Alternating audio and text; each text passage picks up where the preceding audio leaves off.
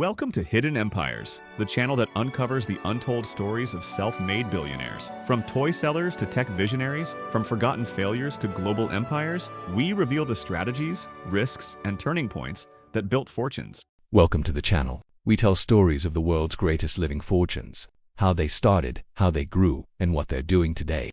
This is the series called Hidden Billionaires' Empires. Today we are going to meet the woman who built a billion-dollar fortune selling roofing supplies. You heard that right. Roofing. Diane Hendricks, now worth over $15 billion, is the largest shareholder in ABC Supply, America's biggest wholesale distributor of roofing, siding, and window products. With over 800 locations and $6 billion in annual sales, ABC Supply is a titan in its field, but it wasn't always this way.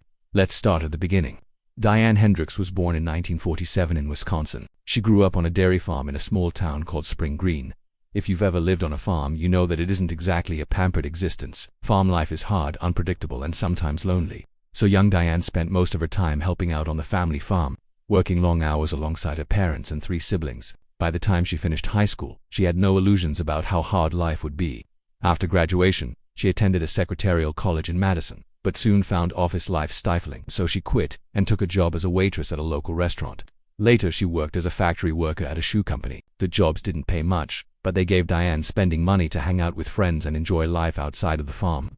Throughout her 20s, Diane kept working hard, saving money, and looking for an opportunity to strike out on her own. She wanted to build something big, but in the early 1970s she met a man named Ken Hendricks, a roofer who shared her ambitious streak, and together they hatched a plan to take on the fragmented roofing industry. In the late 1970s, contractors struggled to find consistent, reliable suppliers. Big box home improvement stores were popping up, but they couldn't offer the specialized products roofers needed. At the same time, manufacturers sold directly to contractors, but lacked the distribution network to offer nationwide coverage. This problem created a huge opportunity, and Ken and Diane believed they could capitalize on it. They opened their first roofing supply store in 1982, but success didn't come overnight. The 1980s were brutal for construction. 2 recessions and a housing slowdown squeezed suppliers. On top of this, traditional banks and investors didn't believe in a young couple from a small town taking on an entrenched industry.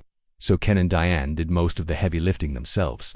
There were days when Diane worried if they'd make payroll or if their expansion plans were too ambitious, but they pressed on, slowly building out the ABC Supply network. Then in 1990, a major event shifted the trajectory of the company. Hurricane Hugo ravaged the southeastern United States, causing billions in damages. In the aftermath, contractors scrambled to replace roofs and repair homes, and ABC Supply was there to help.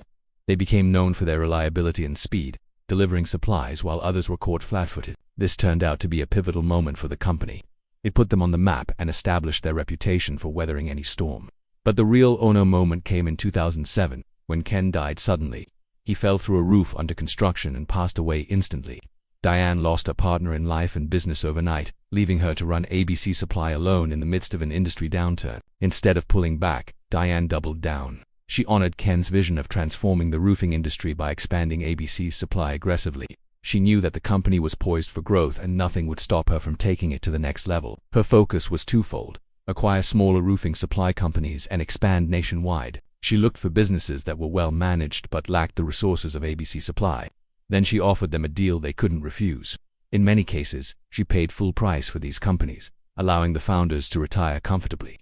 Others, she took an equity stake, keeping some of the existing management in place. These moves not only helped ABC Supply grow rapidly, but also gave Diane control of a vast distribution network spanning 48 states.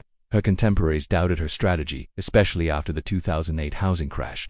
But Diane pressed on, betting that contractors would consolidate as the market recovered, and she was right.